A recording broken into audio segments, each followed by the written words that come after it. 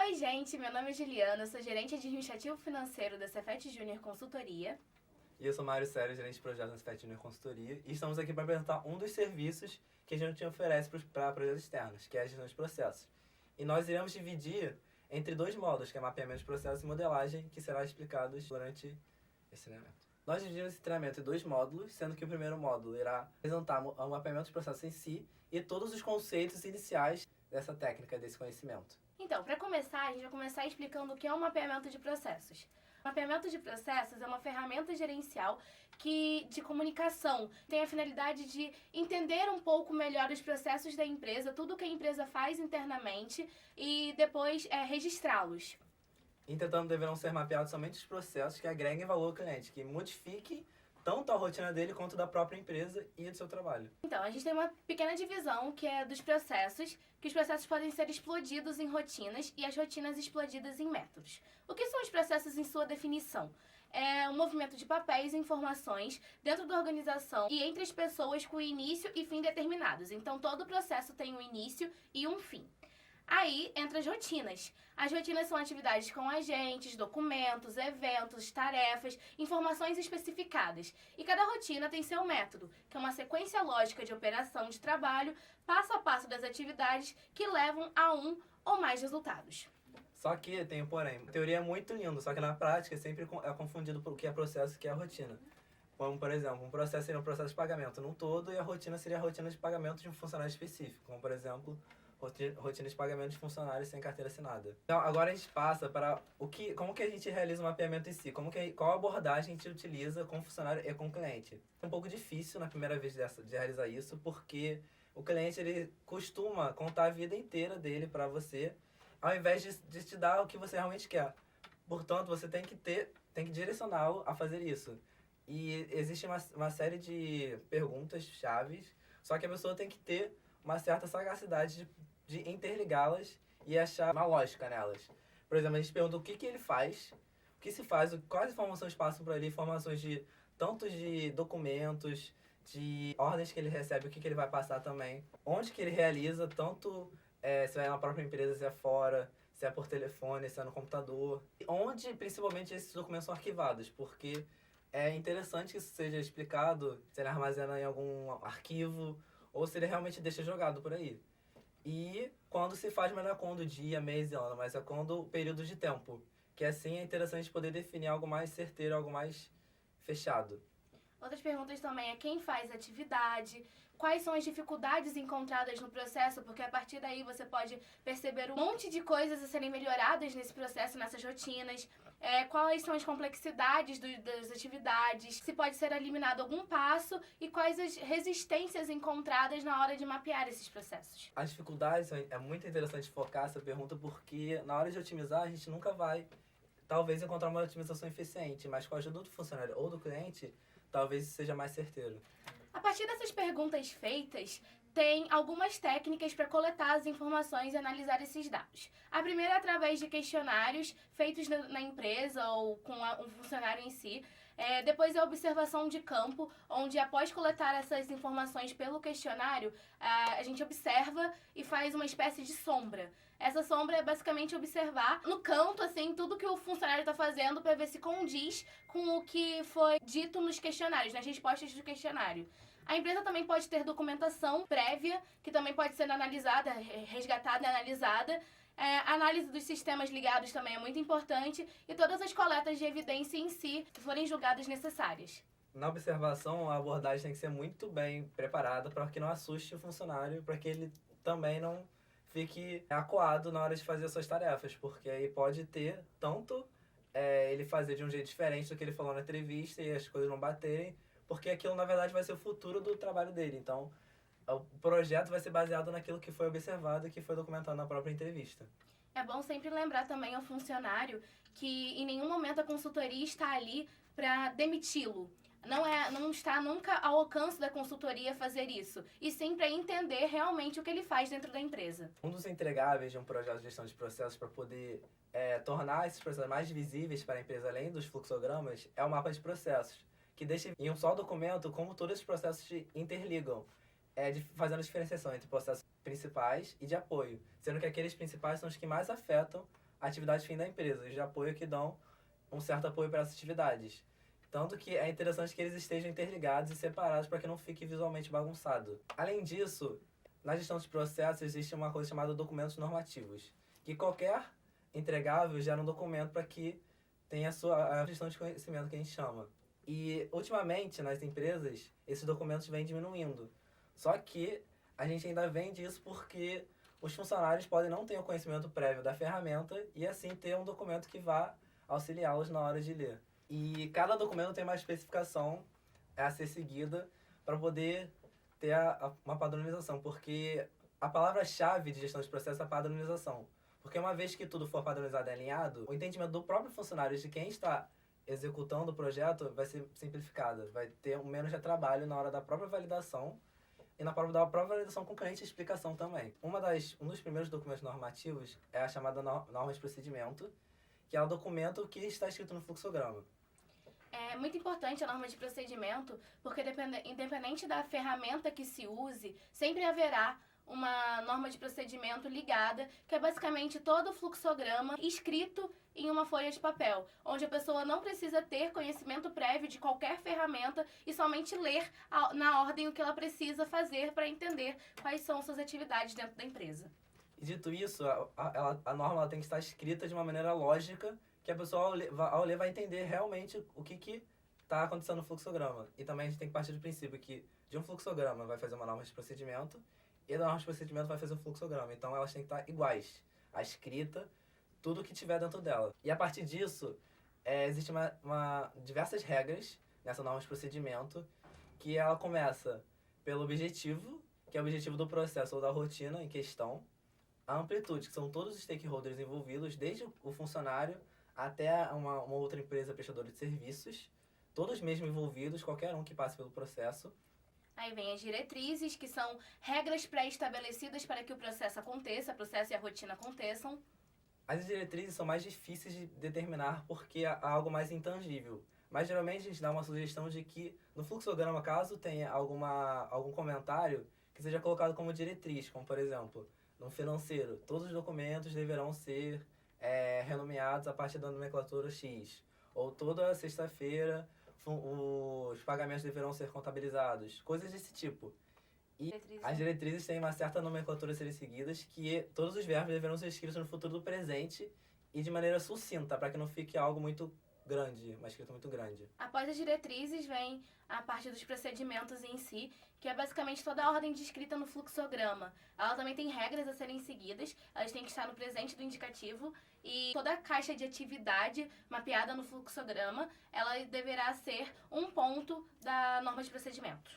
Também existe um certo tópico antes de diretrizes, que é quando no fluxograma existem termos muito técnicos, que, por exemplo, são encontrados em empresas de logística ou alguma indústria, que se chamam os conceitos, que é quando a gente explica o que cada termo significa ou cada programa também, que muitas vezes é interessante deixar isso explícito para o funcionário.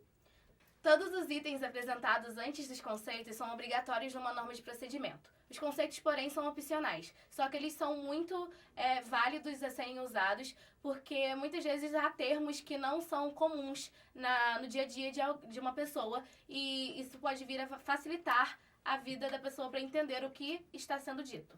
A norma de procedimento ela possui uma máscara que ela é aprovada pelo vice-presidente da empresa em questão, que é no rodapé, que fica o nome de quem aprovou e a data que foi aprovada, assim como no cabeçalho fica o código de cada documento normativo, no caso. E os códigos, eles têm uma certa regra a serem seguidas, que é muito utilizado no mercado, que a gente chama que é universal para qualquer empresa e ela pode ser modificada também. Só que é interessante seguir o mesmo padrão, caso seja para projeto externo, para não ficar algo muito discrepante. Os códigos, eles são divididos em 3 números, sendo que para cada seção existe um número para ser finalizado, como por exemplo, existe a seção 000, que é a dimensão geral, e os documentos normativos dessa seção só vão até o 099, porque o próximo número já é de outra seção, para poder ter esse respeito à nomenclatura. E cada documento normativo existe uma outra nomenclatura antes desses números, que, por exemplo, se for uma norma de procedimento, a gente coloca ANP, traço e o código da área que o processo for. E como existem muitos documentos normativos, o mais válido a ser usado é a norma de procedimento. Que, como, por exemplo, existe a norma interna, e o procedimento. A norma interna são as diretrizes que são utilizadas para poder regulamentar aquele processo. Já o procedimento é só o fluxograma em si. Mas para como ser algo mais eficiente para o funcionário, para que ele não tenha tanta papelada assim, a gente junta esses dois documentos e assim surge a norma de procedimento. Esse é o nosso segundo módulo, que a gente vai falar um pouco mais sobre a modelagem de processos em si, começando por algumas das atribuições a seguir. A partir de todo o mapeamento de processos realizado na empresa, a gente parte para a fluxogramação, que é basicamente colocar no papel o que foi coletado, todas as informações coletadas. E para isso há algumas regras ou passos para fluxogramar um processo da melhor maneira possível. Esses são: primeiro, selecionar os processos a estudar, identificar o processo crítico, identificar os processos ideais a serem fluxogramados. O segundo é a identificação das rotinas que estão contidas dentro do processo. Então, é explodir os processos, como eu tinha dito anteriormente no outro módulo, em rotinas e mapear cada uma delas. A seguir são a análise dos métodos, que é tudo que a gente tinha falado, é o passo a passo que foi coletado com o funcionário. Mas aquele passo a passo de maneira lógica, que senão iria ficar tão confuso para quem for modelar, mas para quem for ler também. Porque, como eu tinha dito, às vezes o funcionário vai falar muito a vida dele e você não vai conseguir escrever o que realmente é o processo. Assim, tendo que ter um retrabalho de ficar revisitando a empresa dele e ter que ficar tomando tanto seu tempo quanto o dele para poder mapear o processo. Então, a identificação do passo a passo desse processo, as ferramentas utilizadas, programas, tanto ferramenta como recursos humanos também, quais pessoas estão envolvidas naquele processo, documentos produzidos, mas tipo, o que entrou original e o que saiu, a modificação nele, seja ele assinado, cortado, grampeado, e os setores incluídos, que são os outros setores da empresa ou qualquer outra empresa prestadora de serviço também. Depois disso, há uma elaboração de uma nova rotina, estudando tudo que foi mapeado como crítico e visto assim, o que pode ser otimizado em toda a rotina. Então, a partir disso, são criadas as otimizações, as melhorias para aquele processo e para aquela rotina, e modelado, no caso, novamente. Depois dessa elaboração da nova rotina, entra na normatização, que é basicamente criar o documento da norma de procedimentos para ter essa parte da gestão do conhecimento registrada. E tem uma lógica da norma de procedimento ser só elaborada no final, para que não tenha retrabalho, você criar uma norma para o processo original, para depois, na hora de otimizar, reduzir algumas coisas ou aumentar, e ter esse novo retrabalho de mexer na norma de procedimento e todas as regras que nós falamos anteriormente, que são bem complicadas de escrever assim na primeira vez. A partir disso, nós seguimos uma metodologia para poder elaborar toda essa modelagem, que é basicamente modelar o primeiro processo, que é o original do funcionário, e depois otimizar. Só que no meio a gente não entrega algo assim aleatório para o cliente, a gente entrega um meio para que ele atinja essa otimização, que seria os indicadores, para que ele tenha noção de se essa otimização está surtindo efeito ou se está fazendo uma diferença. Porque às vezes a gente só cria uma otimização e entrega para ele, só que a gente não dá esse meio para que ele atinja, um passo a passo, que seria na verdade um plano de ação, seguindo toda a metodologia 5W2H, que é basicamente o que é chamado no mercado, que é o processo original, que é o as is, que é o before, e o otimizado, que é o to be, o after. É basicamente como o processo é e como o processo deverá ser futuramente. Aí a gente entra numa abordagem top-down. O que é a abordagem top-down para você fluxogramar um processo? Que é quando, tanto como funcionário, na hora de mapear, a gente explode o que ele fala, que geralmente ele fala um macro processo, mas a gente explode em processos, em rotinas e métodos, e na hora de modelar também. Porque às vezes a gente consegue ver que talvez na hora de modelar seja mais interessante dividir aquele processo, que talvez vai agregar mais valor para o cliente também. E a partir disso, a gente usa uma ferramenta muito interessante para identificar quais são os processos críticos a serem fluxogramados, que é o QCEMS, que são as iniciais de algumas palavras que compõem essa ferramenta. E ela é utilizada para buscar a qualidade total da empresa. Isso tanto vai influenciar na sustentabilidade dela, só que isso é algo muito importante ultimamente, que a sustentabilidade é algo que as empresas buscam, mas que muitas vezes tem várias interpretações. Isso tanto pode servir para a modelagem dos processos quanto para o mapeamento em si. Tem algumas iniciais que talvez não serão utilizadas em alguns processos, mas que é válido elas serem analisadas também. Como são 5 letras, 5 iniciais, elas vão ser multiplicadas para poder gerar um grau de importância. E caso faça nenhuma diferença no processo, ela somente vai ter uma nota 1, e que não vai fazer diferença na multiplicação, que elas podem variar de 1 a 5, sendo 1 que não afeta tanto, e 5 que é muito crítico, que aquela parte do processo é muito crítico para a empresa como um todo. Essa ferramenta, então, grita pra gente, mostra pra gente o quão é importante um processo ser fluxogramado ou não. A primeira inicial é o quê? Da qualidade, que é o impacto na qualidade do produto, do bem ou do serviço e as necessidades dos usuários finais. Então, é tudo que será atingido em toda a qualidade entregada para os clientes. A segunda inicial é o C do custo, que é o quanto de impacto terá no custo final esse processo. Terceiro, o E da entrega, que é o impacto na entrega final do produto, a atividade certa, o local certo, o tempo certo. Por último, a moral, ela impacta tanto no grau de satisfação dos funcionários quanto no dos clientes, ou seja, envolve toda a satisfação dos stakeholders, tanto dos funcionários que estão realizando aquelas atividades, e do cliente se ele está satisfeito com todo o processo de entrega, o pós-entrega, tudo que está envolvido nesse processo. Entra segurança, que impacta na segurança propriamente dita dos funcionários que realizam esse processo. Só que isso é algo mais utilizado em indústrias que tem aqueles processos que vão realmente impactar na segurança do funcionário, que envolvem máquinas, tem todo um procedimento para isso. Essa ferramenta nos diz realmente qual é o processo mais crítico para a empresa e qual a importância dele para ser mapeado ou modelado. Que entra naquilo que eu tinha dito antes, que às vezes não tem muita necessidade de a gente mapear um processo de um setor, como por exemplo financeiro, e é muito importante mapear ou modelar o setor da atividade fim da empresa. Porque geralmente empresas que querem esse serviço são empresas grandes, realmente não sabem qual é a atividade fim da empresa, então muitas vezes não tem necessidade de a gente mapear ou modelar áreas de apoio, mas sim as áreas principais dela. E também existe uma outra ferramenta que é utilizada para priorizar os planos de ação em algumas empresas ou para priorizar alguns problemas, que é a matriz Gucci, que é a gravidade, urgência e tendência.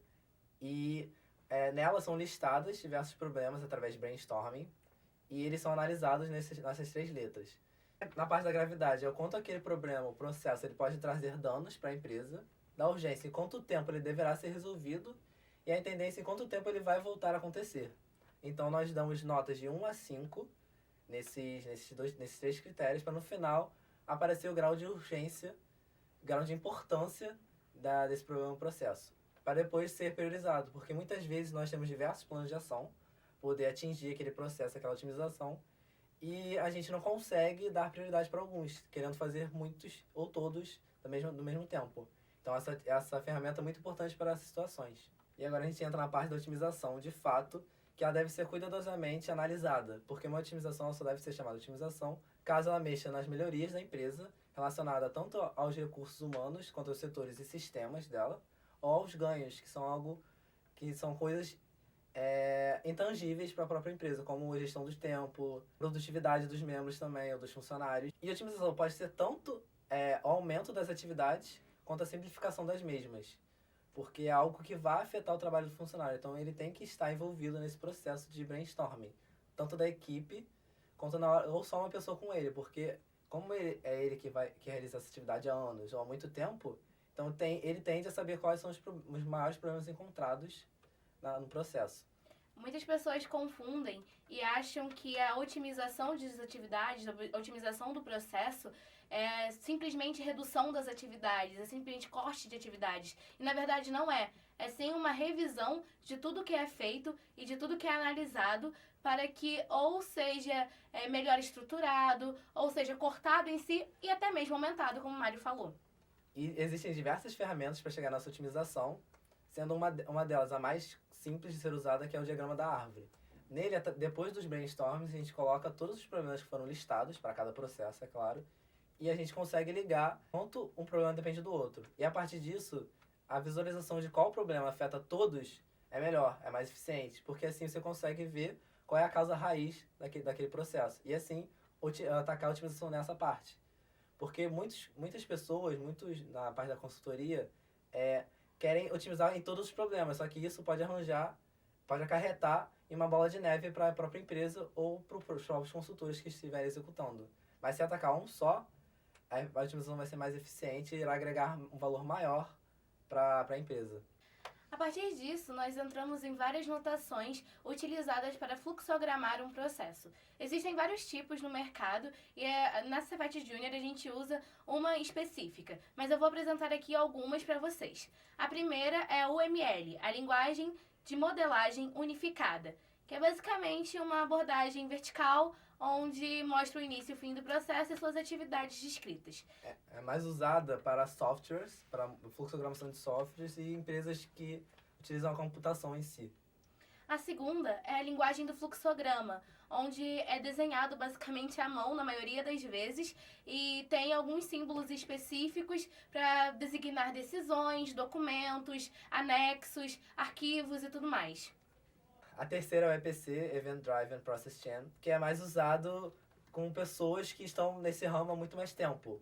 E segundo elas, esse tipo de notação é mais simples e quem for ler vai entender assim logo de cara. Só que ele é muito complexo, porque existem diversos símbolos que quando a pessoa for ler, ela tem que ter um certo conhecimento prévio para poder analisar o fluxograma para poder realmente de fato fazer. Então a gente entra na notação usada na Cefet Junior Consultoria, que é a BPMN, que é o Business Process Modeling Notation, que tem algumas regrinhas que devem sempre ser usadas antes de fluxogramar, durante a fluxogramação em si. Primeiro, ela deve iniciar sempre com o conector verde, que descreve que é o início do fluxo, e finalizar com o conector vermelho, que descreve o fim do fluxo. O verbo das ações deve sempre estar no infinitivo. Existem certos conectores que é onde a gente escreve realmente as ações que o funcionário deverá realizar. E elas deverão ser escritas no infinitivo ou no particípio. Só que é mais fácil escrever no infinitivo, que não, a margem de erro é menor. E na modelagem existem alguns princípios, como por exemplo, ela deve agregar valor para o cliente, fazer alguma diferença na vida dele, tanto no trabalho quanto na própria empresa como um todo. E ela deverá apresentar uma sequência lógica, de tanto de entendimento quanto o próprio passo a passo em si. Há, além disso, algumas outras regras que são utilizadas nessa fluxogramação, sendo que uma delas é que sempre que uma caixa de atividade fique muito grande, ela nunca deverá ser deformada verticalmente, e sempre horizontalmente. Também, sempre, toda vez que um documento aparecer pela primeira vez no fluxograma, o seu nome deve ser descrito por inteiro e, entre parênteses, apresentar uma sigla para esse documento. E nas próximas vezes que esse documento aparecer durante o processo, ele pode ser apresentado somente com a sigla. Também, por exemplo, se um documento for apresentado em 2, 3 vias diferentes, deverá ser representado 3 documentos, 3 folhinhas de documentos, quer dizer, uma para cada via. E, por exemplo, o documento vai tanto do próprio e-mail que é enviado ou recebido, até realmente um documento muito importante para a empresa. E não deverão ser criadas siglas para os documentos, somente se elas existirem, porque não adianta nada de criar uma sigla para um documento chamado GAF e o próprio funcionário não saber que sigla é essa. E falar, pô, o funcionário precisa da GAF, sendo que ele não sabe o que é isso. Então vai confundir mais do que irá ajudar ele no processo. Essas são as regras mais importantes da fluxogramação em si, mas agora iremos entrar nas mais específicas, que é a da anotação. Dentro da anotação, existem alguns tipos de processos. O primeiro é o processo interno, que é o processo descrito na atividade como acontece dentro da empresa e que tem total conhecimento de como isso acontece. O segundo são os processos abstratos, que são processos acontecidos, por exemplo, em empresas terceirizadas, onde a empresa não tem um controle sobre o que está acontecendo neste processo. Só que você sabe o que vai gerar, o retorno que vai gerar para você. Então, é desenhado somente com uma caixa branca, que nós iremos explicar o que é essa caixa, mas vai ter um certo retorno, uma seta voltando para o processo para dar continuidade. Por último, encontram-se os processos de colaboração, que é o B2B, Business to Business, que aí sim a empresa já tem um certo controle, um certo conhecimento do processo que acontece. Que é basicamente empresas que já se relacionam há anos e sim sabem o que acontece lá, sabem qual é o processo que acontece na empresa, na outra, mas não tem esse controle, mas tanto sabe o passo a passo e o retorno que vai gerar.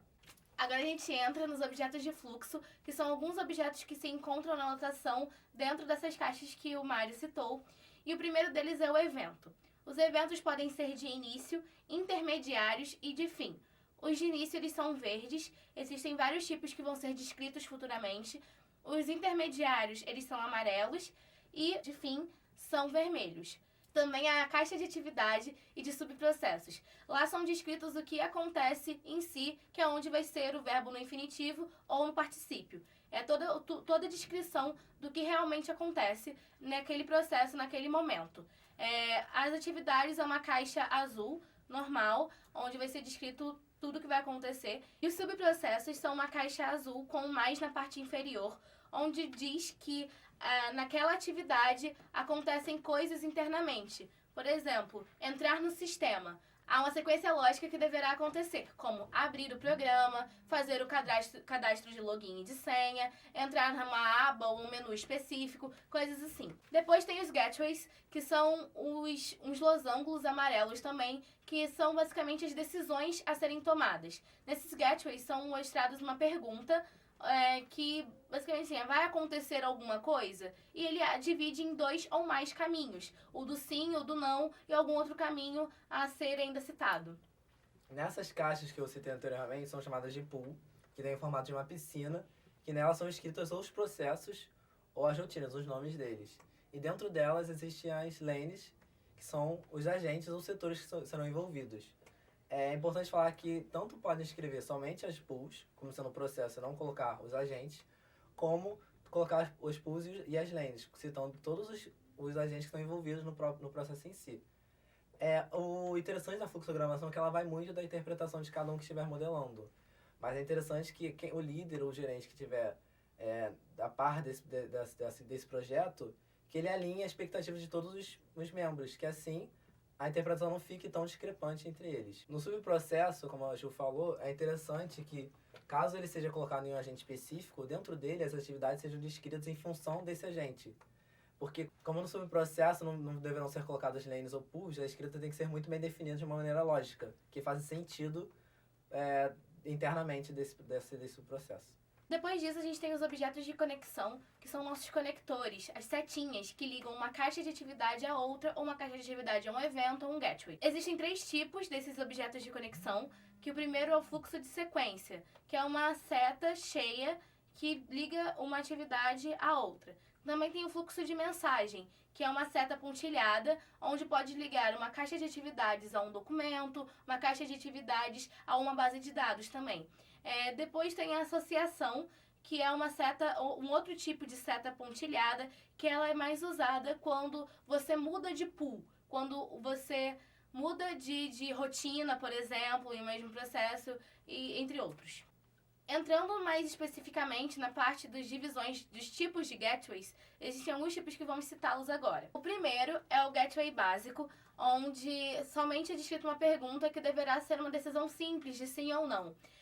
O segundo é o gateway de evento, que a partir daquela decisão tomada gerará um evento, não uma atividade. E muitas vezes pode se confundir a diferença entre o evento e uma atividade. O evento, a escrita dele vai ser igual da atividade, só que ele vai representar alguma coisa que vai acarretar essa atividade. Dentro desse gateway básico, existe o gateway de data, que é quando é necessária uma informação muito específica para aquela decisão acontecer.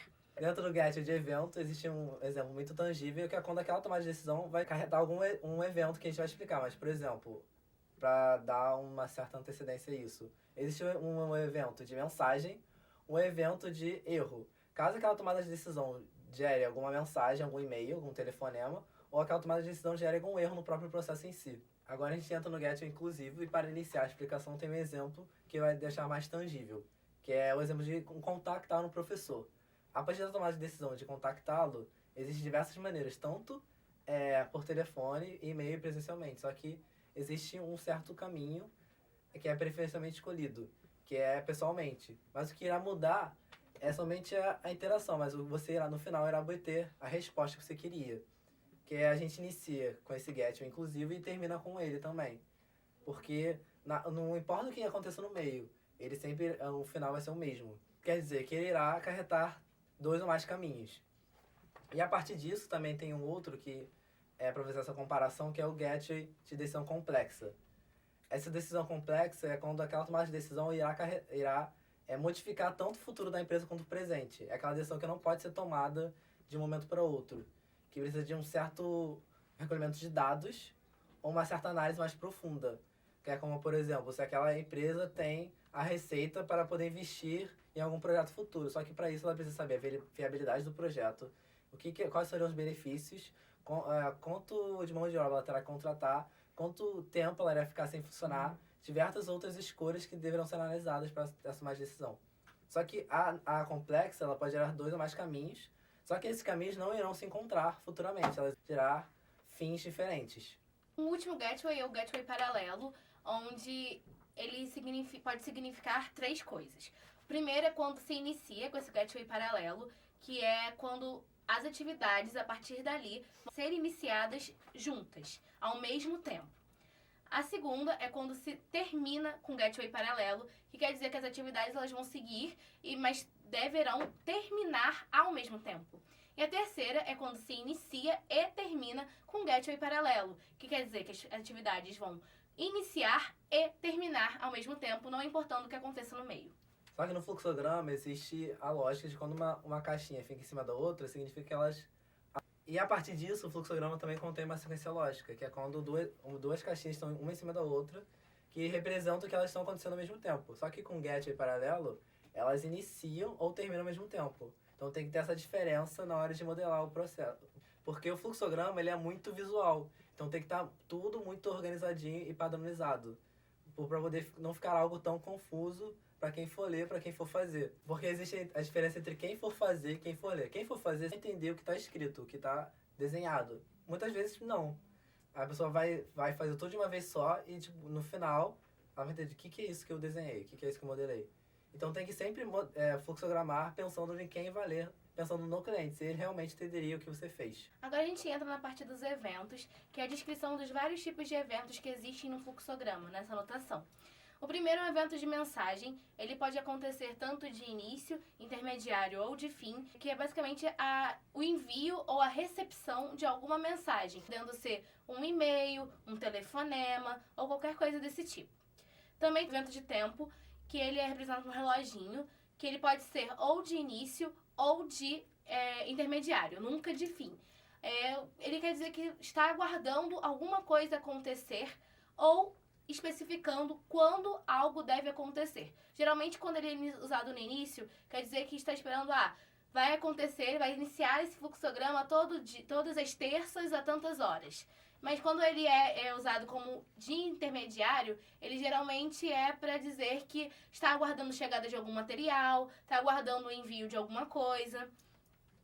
O importante nesses eventos é a escrita, como por exemplo, no evento intermediário de tempo, a escrita vai ser igual à da caixa de ação, só que a diferença vai ser o período de tempo, como por exemplo, executar ação X às 6 horas da tarde. Aí a próxima caixinha, que é a de ação, é executar a ação X. Tem que ter essa diferença. Assim como nos eventos intermediários, tem uma certa diferença entre eles, que primeiro tem o de lançamento e o de recebimento. O de lançamento, ele é um amarelo mais forte, e o de recebimento é um amarelo mais fraco. Que é quando, por exemplo, de um agente para o outro, no amarelo mais forte, em um agente ele vai estar mandando mensagem para o outro, que com o amarelo mais fraco ele vai estar recebendo. E isso é utilizado muitas vezes tanto para cortar, quando fica muitas setas no fluxograma, ou para visualmente deixar melhor. E como vai ligar de uma coisa para outra, como se fosse um link do Excel, por exemplo, tem que estar com uma legenda igual. Se for um e-mail 1A, e quando for receber e-mail 1A. Se tiver muitos e-mails, por exemplo, no fluxograma. Que aí dá para fazer essa diferenciação. Quando a pessoa for ler, ela já vai encontrar com muita facilidade no fluxograma. Nós também temos outros tipos de evento que eu vou citá-los juntos, que é o de erro e de cancelamento. Eles só podem ser usados como intermediário ou de fim, nunca de início. O de erro quer dizer que quando há algum erro, deve ser tomada uma ação preventiva. Por exemplo, quando você passa produtos no caixa, no código de barras. Às vezes o caixa não lê esse código de barras. A ação a ser tomada quando há esse erro da falha da leitura é digitar manualmente. E o de cancelamento é quando uma pessoa cancela uma compra, por exemplo. Além do que eu falei nos eventos de erro e de cancelamento, também há uma opção de conectar esses eventos na própria caixa de atividades, sem precisar usar um conector, um objeto de conexão, por exemplo. Que isso já deixa muito melhor visualmente para entender que aquilo lá está diretamente ligado à atividade que pode acontecer. Porque muitas vezes a legenda pode deixar redundante o fluxograma. Pode ficar algo muito amador, mas, por exemplo, se usar essa ação, vai evitar espaço no fluxograma. Depois disso, a gente tem os eventos de link e de sinal. O de link é quando você quer linkar algo, uma atividade a outra, sem precisar usar uma seta, cruzando o fluxo inteiro. Isso ajuda a deixar o fluxo visualmente mais limpo já que é uma ferramenta muito visual, precisa ter toda essa limpeza e todo esse cuidado. E o de sinal, ele pode ser usado tanto de início, intermediário e de fim, que é para quando precisa de algum tipo de sinal, seja visual, auditivo, do olfato em si, para uma atividade ser iniciada, dar prosseguimento ou ser terminada. O de link ele é usado muito em fluxogramas grandes, que é interessante usá-los quando existe um certo looping nesse processo, que muitas vezes não tem como identificar na hora de mapear, mas na hora de modelar, essa análise crítica já ajuda. E esse link, por exemplo, lá no ponto direito no inferior, certa atividade pode acarretar a que já está no início, então esse link já ajudaria isso. Então tem que sempre estar com uma legenda igual para que não fique confuso. E o de sinal é mais usado como, por exemplo, em indústrias de início, que inicia aquele processo de um certo setor, que inicia quando a peça de outro chegou nele e vai finalizar quando essa peça ficou pronta. Ou como um processo da indústria como um todo. Em diversas lanes, por exemplo, na lane X, ela acabou a peça, ela vai mandar para a lane Y, vai mandar através do link de lançamento, o link mais cheio, e a lane Y vai receber essa peça com o de recebimento, e vai dar continuidade até mandar para outra lane e assim finalizar o processo da indústria como um todo. O último evento a ser citado é o evento múltiplo, que ele mostra que a partir daquele evento pode ser acarretado em outras atividades, em diversas atividades. E por último, para poder finalizar essa parte de eventos, existe uma diferenciação entre o evento fim normal e o terminador. O evento fim normal a gente gosta de utilizar quando a atividade de um certo agente irá acabar. Como, por exemplo, muitas vezes um agente ele terminou a atividade, por exemplo, financeiro, terminou as atividades de contratos, só que o processo em si, como por exemplo, o processo de fechamento de projeto vai continuar, mas as atividades financeiras irão terminar ali. Então a gente coloca o evento de fim, que significa o fim das atividades dele, mas que o processo não acabou ali. E que o evento terminador, ele vai mostrar que o processo terminou na atividade X. Existe essa diferença, só que ela não deverá ser colocada sempre no fluxograma, só quando evitar que a atividade fique muito solta. O terminador, ele evidencia que depois daquele ponto, nenhuma atividade poderá acontecer. Então, depois que o terminador aparecer, nada mais pode ser acrescentado. Por isso que tem que ter esse cuidado, essa diferenciação entre o fim comum e o terminador. Nós escolhemos os elementos mais difíceis de serem compreendidos dessa notação para poder dar exemplos mais palpáveis a isso também.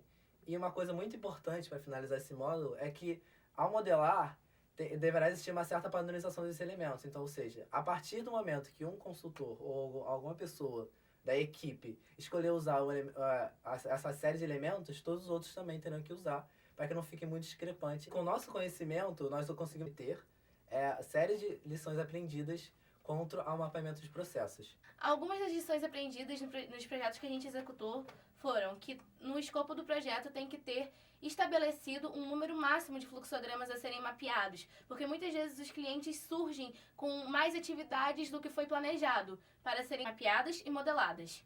E deverão sempre existir validações com esse cliente quanto aos processos em si, porque muitas vezes quando a empresa não sabe o que ela faz, muitas atividades vão surgindo do nada. Então esse cliente ele tem a urgência de contactar a equipe para poder sempre atualizar isso. Ou seja, tem que sempre estar validando com ele e contando para poder manter esse alinhamento quanto aos processos. Todo processo também deve ter um dono. Esse dono deve estar muito bem definido, porque muitas vezes uma empresa pode estar muito confusa os seus cargos e o que cada pessoa faz, mas que cada processo tem que ter alguém para cuidar e cobrar em cima dele. Na hora de mapear, a atenção tem que ser muito grande para isso, porque vai tomar tanto tempo da equipe quanto do cliente ao validar e um tempo de explicação também, porque não é algo que ele vai entender assim logo de primeiro. E por causa disso, geralmente a gente costuma vender também, dentro desse projeto, um manual de gestão de processos. Que dentro desse manual vem descrito toda a metodologia que nós utilizamos, tanto dos elementos, quanto o que é processo, o que é rotina, a hierarquia desses elementos, conceitos de gestão de processos, tudo para que o cliente entenda. E muitas vezes, algumas empresas juniores também escolhem ter isso, para que, como é um conhecimento muito técnico, muitos membros da empresa, da EJ, irão entender assim logo de cara e também não irão entender em capacitações ou treinamentos. E às vezes algo bem documentado detalhado e escrito de uma maneira lógica, a pessoa irá entender do que outra ensinando. Então, muitas vezes é válido ter esse manual para que explique toda a metodologia que é ensinada em gestão de processos. Então aqui a gente finaliza toda essa parte de mapeamento e modelagem de processos. Qualquer dúvida que tenha ficado, você pode entrar em contato com a Cefet Júnior Consultoria, que ela vai estar super disposta a te ajudar.